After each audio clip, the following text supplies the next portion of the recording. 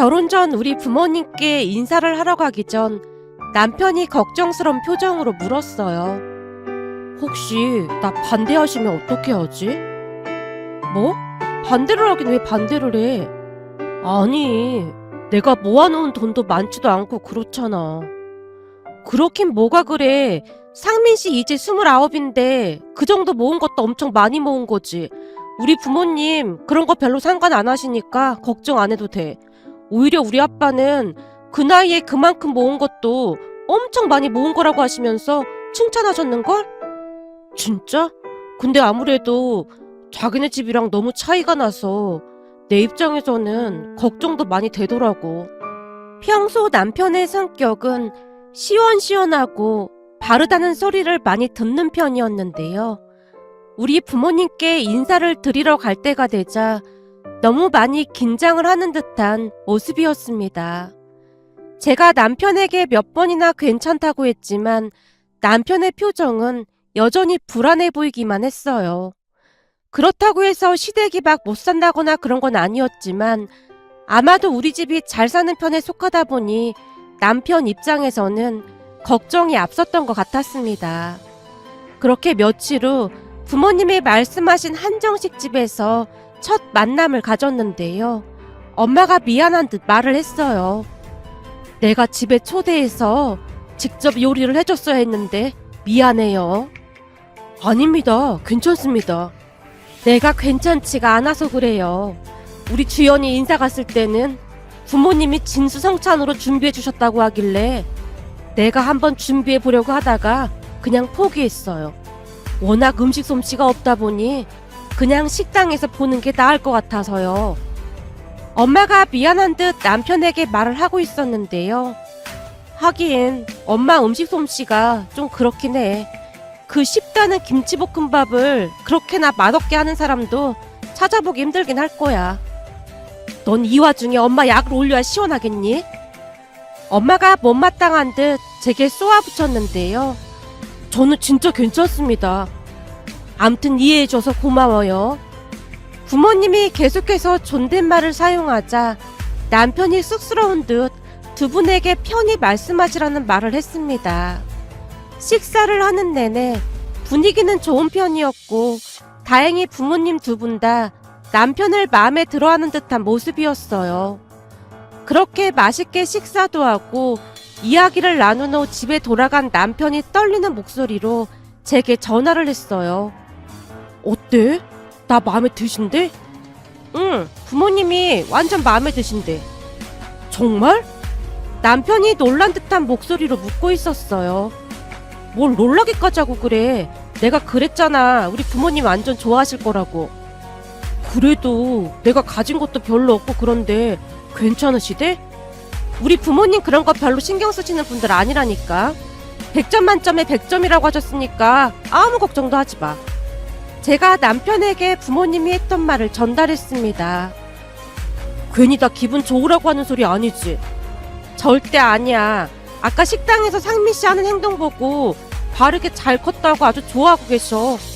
식당에서 하는 행동? 내가 딱히 뭘 한 것도 없는데.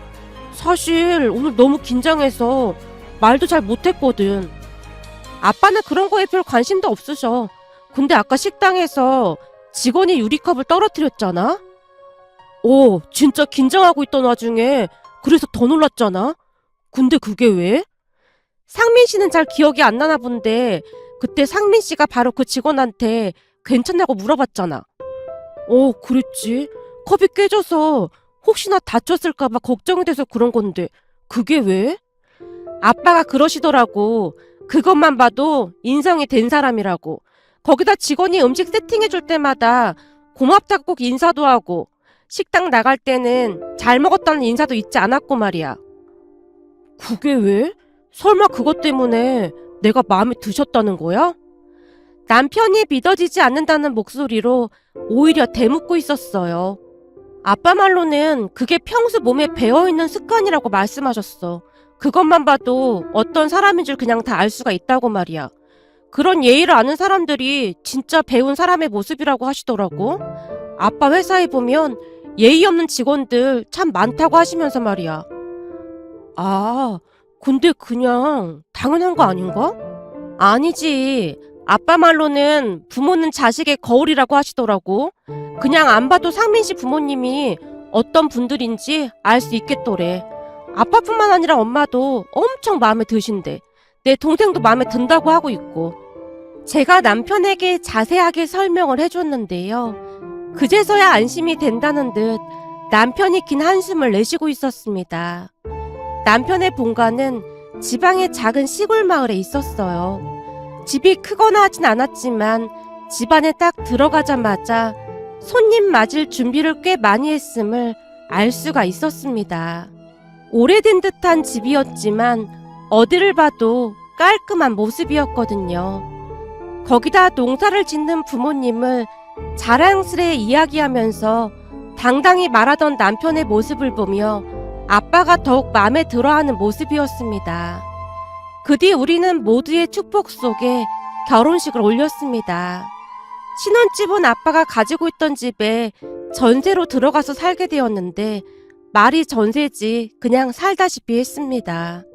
그 부분에서 많이 미안했던지 남편이 부동산의 월세 시세를 알아봐서 부모님께 매달 꼬박꼬박 월세를 드리기까지 했어요.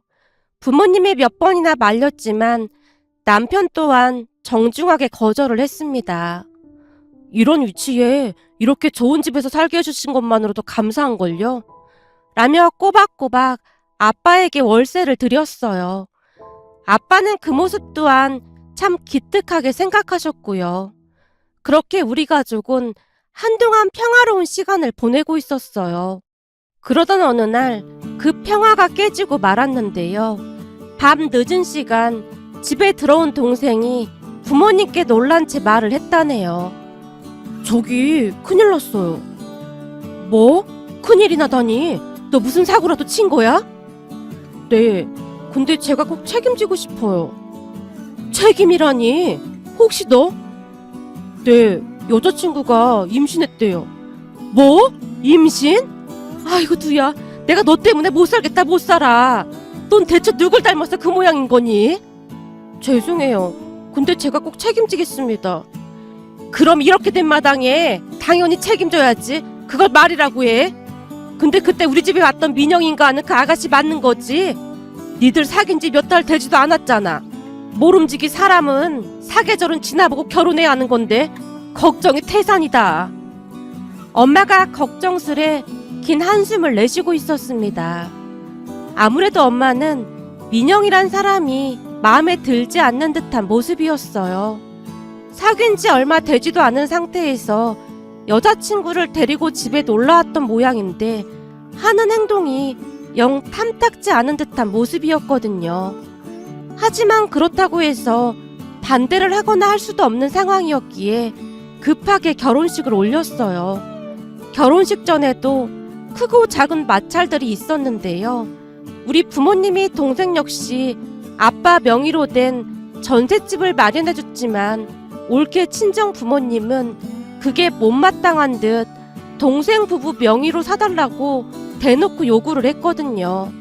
그 모습에 아빠가 심각한 표정으로 우리 부부 이야기를 하면서 정중하게 거절을 했지만 상견례가 끝날 때까지 올케 친정 부모님이 앵무새 마냥 같은 말을 반복했습니다. 사실 지금 누구 때문에 우리 딸이 대학 졸업한 지 얼마 되지도 않아서 결혼을 하게 생겼는데 그 정도는 해주셔야 하는 거 아니겠습니까? 우리가 들어보니 재산이 없는 것도 아니고 우리 딸 뱃속에 손주까지 있는데 말하기 전에 알아서 해줬으면 좋았을 텐데 많이 아쉽네요. 조금 전에도 말씀드렸다시피 우리 딸이랑 사위는 매달 우리한테 월세식으로 돈을 보내오고 있는 와중에 계속해서 그리 말씀하시니 저희도 많이 서운할 뿐입니다. 사실 딸이랑 아들이랑 어떻게 똑같을 수가 있나요? 그게 무슨 말씀이시죠? 그렇잖아요. 딸은 결혼하고 나면 출가 외인인데 당연히 아들하고 달라야 하는 게 맞잖아요. 사부인 말씀 한번 잘하셨습니다. 사부인 말씀대로 딸은 결혼하면 출가 외인인데 왜 남의 집이래 감나라 배나라 하시는 겁니까? 혹시 따님 결혼 안 시키실 생각이신 건가요? 네?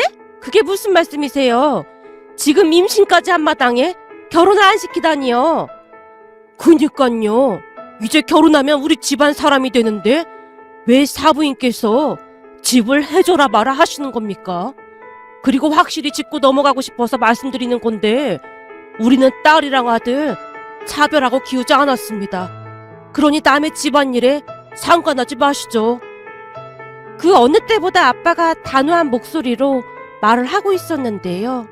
사실 그동안은 올케가 임신을 하게 된 게 다 제 동생 잘못이란 생각으로 부모님이 계속해서 미안한 듯 말을 했거든요. 그 모습을 보며 올케 부모님이 기고만장해져 있었던 것 같았어요. 그 부분에 대해 아빠가 단호하게 말을 하고 있었고요. 결국 단호한 아빠의 모습에 안 사돈 어르신이 입을 다물어버리는 모습이었습니다. 아마도 그때부터 부모님은 올케가 마음에 들지 않는 듯해 보였어요. 우리가 결혼할 때와는 분위기가 달라도 너무나 달랐으니까요. 우리 시부모님은 예의가 몸에 밴 분들로 상견례 내내 시종일관 웃음이 끊기질 않았거든요. 그렇게 서로 안 좋은 기억만 남긴 채 어찌어찌 동생 부부의 결혼식이 끝났는데요. 그 뒤에도 부모님은 올케가 영 마음에 들지 않는 듯 만남을 최대한 줄이는 듯한 모습이었어요. 하지만 무슨 생각인 것인지 올케는 부모님 집에 자주 드나들었습니다. 갈 때마다 사건이 끊이질 않았지만 올케는 그걸 모르는 듯해 보였어요. 그러던 중 결국 올케로 인해 집안이 발칵 뒤집어지는 일이 일어났는데요. 올케가 파전이 먹고 싶다면서 엄마한테 파전을 해달라고 집에 찾아온 모양이었어요. 어머님 손주가 파전이 너무너무 먹고 싶다고 하는 거 있죠? 저 파전 해주시면 안 될까요? 뭐? 파전? 글쎄다. 내가 몸도 안 좋고 요리를 잘 못해서 해도 맛이 없을 것 같은데 그냥 배달시켜 먹던지 나가서 사 먹자꾸나. 집에서 만든 파전이 먹고 싶었는데 저 너무 서운해요. 제 친구 시어머니는 임신한 며느리가 먹고 싶다고 하는 요리 다 해주신다고 하던데 어머님은 제가 진짜 마음에 안 드시나 봐요. 내가 말했잖니. 나 요리 잘 못한다고. 그래도 만들어주시면 안 돼요? 맛 없어도 맛있게 먹을게요. 올케가 계속해서 엄마를 조른 모양이었어요. 결국 엄마가 제게 전화를 걸어왔습니다. 주연아, 너 오늘 집에 온다고 했지? 조금 있다가 출발하려고. 근데 왜? 내가 살다 보니 며느리 시집살이를 다 당하고 사는구나. 뭐? 며느리 시집살이라니? 네 올케가 파전이 먹고 싶다고 계속 난리잖니. 너도 생각해봐라. 내가 만든 파전이 맛이 있기나 하겠니? 그렇긴 하지. 이상하게 레시피대로 했는데도 엄마가 만들면 그렇게 맛이 없던 것도 신기하긴 해. 엄마 지금 농담할 기분 아니야. 알았어. 나도 장난이었어. 그냥 배달시켜 먹자고 하면 되잖아. 내가 배달시키자고 했더니 집에서 만든 걸 먹고 싶다잖니. 쟤는 뭐만 있으면 손주 타령이야. 누가 반갑기나 하대. 엄마가 짜증스럽다는 듯이 투덜거리고 있었는데요. 옆에서 듣고 있던 남편이 전화기를 빼앗더니 엄마한테 말했어요. 장모님, 그 파전 제가 만들게요. 저 음식 잘하잖아요. 이서방 자네가? 네, 제가 집에서도 몇 번 만들어줬더니 주연이도 맛있다고 하더라고요. 맞다, 당신 요리 잘하지? 당연하지. 내가 만들 테니까 기다리고 계세요. 재료량은 저희가 다 사가지고 가겠습니다. 남편의 말에 엄마가 미안한 듯 전화를 끊었습니다. 그 뒤 마트에 들러서 파전 재료들을 사서 친정에 가서는 파전을 만들어 먹었어요. 파전을 먹는 내내 엄마의 표정이 좋진 않았지만 눈치가 없는 것인지 올케가 맛있다며 파전을 몇 장이나 먹었는지 모르겠네요. 그런데 파전을 먹고 2~3시간이 지나자 올케가 다시 말을 꺼냈어요. 저기 파전을 너무 많이 먹었더니 느끼해서 그런데 이번에는 짬뽕 시켜 먹을까요? 뭐? 짬뽕? 너 아까 파전도 엄청 많이 먹었는데 괜찮겠어? 어머님, 말씀을 바로 하셔야죠. 제가 먹은 게 아니라 어머님 손주가 먹은 거잖아요. 이번에는 어머님 손주가 얼큰한 짬뽕이 먹고 싶대요. 올케가 말을 하는 내내 엄마의 표정이 울그락불그락해져 있었기에 남편이 먼저 소리쳤어요. 저도 짬뽕 먹고 싶었는데 잘 됐네요.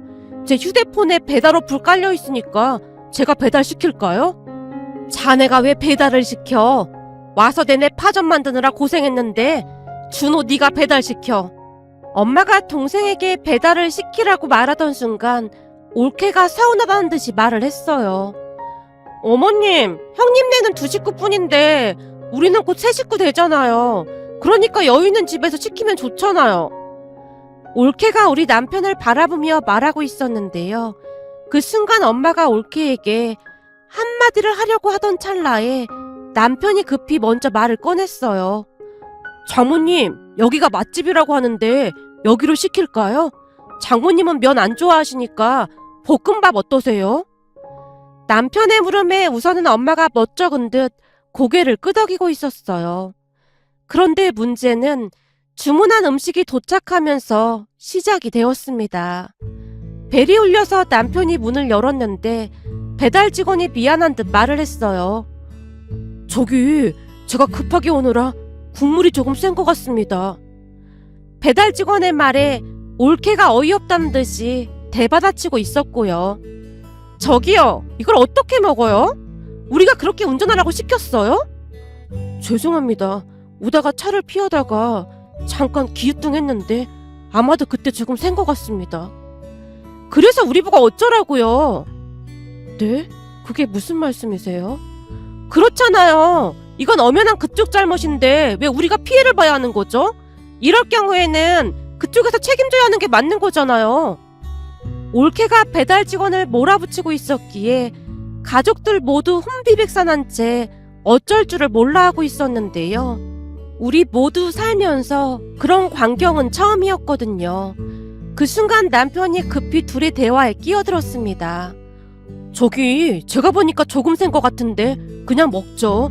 괜찮습니다. 그냥 가셔도 됩니다. 아, 네, 감사합니다. 배달 직원이 허리 숙여 인사를 하고 있었는데요. 올케가 더욱 화난 목소리로 외쳤어요.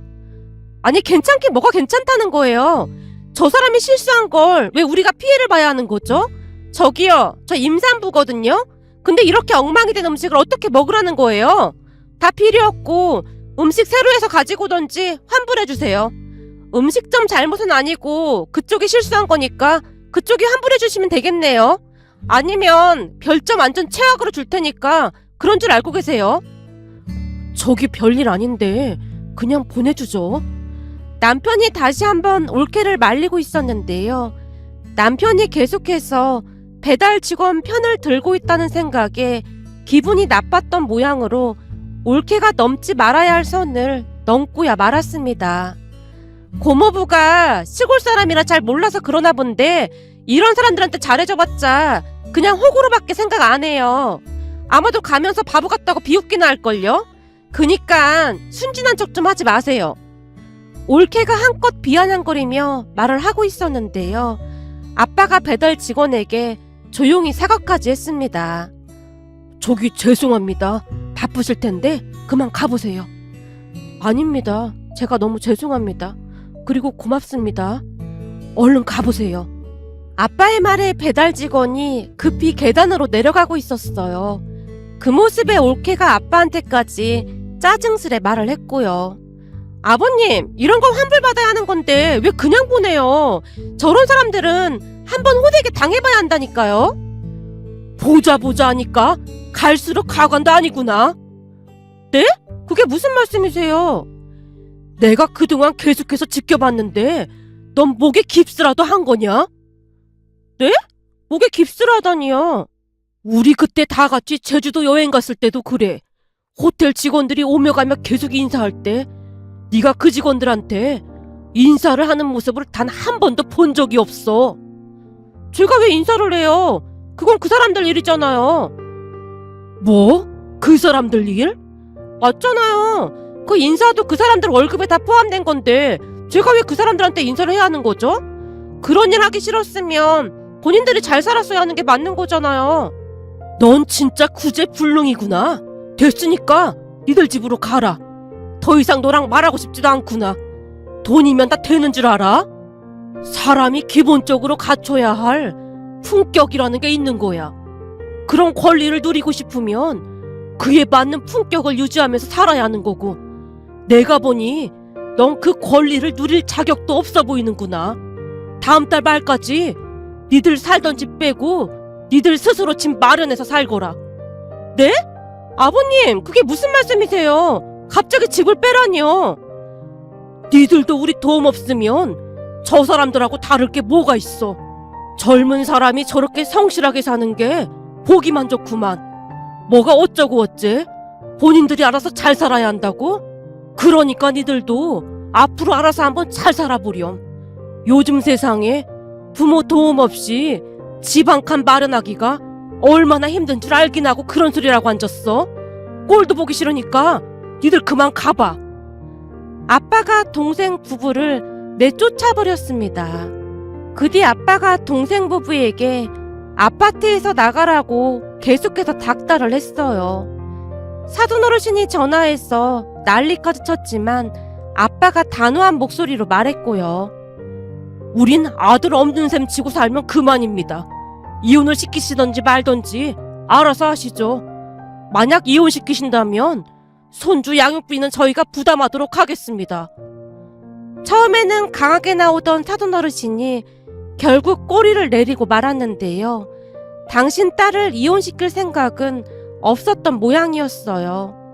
결국 동생과 올케는 모아놓은 돈도 많이 없었으니 월세로 이사를 간 모양인데요. 그동안 편하게만 살다가 월세를 내느라 고생이 이만저만이 아니라고 했습니다. 올케가 제게 전화를 해서 징징거렸지만 저도 역시나 들은 척도 하지 않았어요. 그러던 어느 날 올케가 우리 집에 찾아오기까지 했습니다. 형님, 어머님 아버님이 우리 만나주지도 않아요. 제가 그렇게 잘못한 거예요? 올케, 내가 사실대로 말해도 될까? 네, 저는 지금 너무 답답하거든요. 올케, 음식점에서 식사하고 잘 먹었습니다라고 한마디 하면 돈이 들어가? 올케한테 무슨 피해가 갈까? 옛말에 말 한마디로 천냥빚을 갚는다고 했어. 그 식당 주인은 그 한마디로 그날 하루가 행복해질 수도 있는 거야. 그날도 그래. 짜장면 배달해주시는 분이 잘못을 하긴 했어도 눈치 보면서 진심으로 사과까지 했잖아. 그럼 측은지신 마음으로 이해해줄 수도 있는 거잖아. 그 비오는 날 배달하느라 정말 힘들었겠구나 라고 생각해주면 얼마나 좋았겠어? 그분이 우리한테 사과를 안 한 것도 아니고 그냥 좋게 좋게 넘어가면 좋았잖아. 그날 그분 올케 때문에 정말 많이 속상했을 거야. 저는 그런 생각을 딱히 해본 적이 없어서 생각지도 못했어요. 우리 부모님은 매사 모든 걸 다 따지고 들었거든요. 절대 손해보면 안 된다고 하면서요. 조금씩만 배려하면 그냥 별일도 아닌 거야. 올케 기부 한 번도 안 해봤지? 기부요? 내 부모님이 그런 거 거의 다 사기라고 했거든요. 기부를 하는 사람들이 전혀 모르는 남한테 기부를 왜 할 것 같아? 그냥 기부한다고 자랑하려고 그러는 거 아니에요? 올케, 우리는 오래전부터 부모님한테 기부라는 걸 배우면서 자랐거든? 기부는 말이야, 그냥 불쌍한 사람들을 도와주자는 그런 의미가 아니야. 그럼 뭔데요? 내가 가지고 있는 걸 나누는 거지. 기부하고 나면 얼마나 뿌듯하고 내 자신이 자랑스러운 줄 모르지. 기부는 내가 행복해지기 위해서 하는 거야. 올케가 한 번이라도 그런 마음을 가져봤으면 좋겠다. 그리고 부모는 자식의 거울이라고 했어. 이제 곧 태어날 조카가 어떤 모습으로 살아가는 게 맞는 건지 한번 잘 생각해봐. 누가 봐도 품격 있는 사람이 되는 게 낫지 않을까? 그 모든 건 부모가 먼저 모범을 보여야 하는 거고 말이야. 제가 진심 어린 표정으로 올케에게 말하고 있었는데요. 그래도 다행이었던 것은 올케가 뭔가를 곰곰이 생각하는 듯한 그런 모습이었습니다. 그 뒤 동생이 제게 전화를 해서는 고맙다는 말까지 했어요. 제 말에 올케가 조금씩 변하기 위해 노력하고 있다고 말이죠. 그렇게 올케는 우리 남편의 행동을 유심히 관찰하곤 했는데요. 어느 날은 제게 놀랄 만한 말을 하기도 했습니다. 형님, 고모부 말투를 유심히 봤더니 뭐 할까요? 라는 말을 자주 하더라고요. 그래서 저도 그렇게 말투를 바꿔봤는데 제 친구들이 다들 놀라워하는 거 있죠. 친구들이 뭐라고 하는데? 그게 결혼하고 나서 사람 됐다고 했어요. 전에는 엄청 이기적이었는데 얼굴 표정부터가 많이 부드럽게 바뀌었다고요. 이래서 부모가 참 중요하다는 걸 다시 한번 깨달았어요. 저는 이런 교육 받고 자란 적이 없었거든요. 올케는 생각보다 나쁜 사람은 아니었던 게 조금씩 노력하면서 변해가고 있었습니다. 부모님은 여전히 올케를 만나고 싶어 하지 않고 있는데요. 예전 같았으면 올케가 불만스레 말했겠지만 요즘은 그냥 이해하는 듯한 그런 모습이었어요. 괜찮아요. 제가 더 노력해볼게요. 라는 말까지 했거든요. 그런 올케를 보며 자식에게 있어 부모의 역할이 얼마나 중요한지 다시 한번 깨닫게 되었답니다.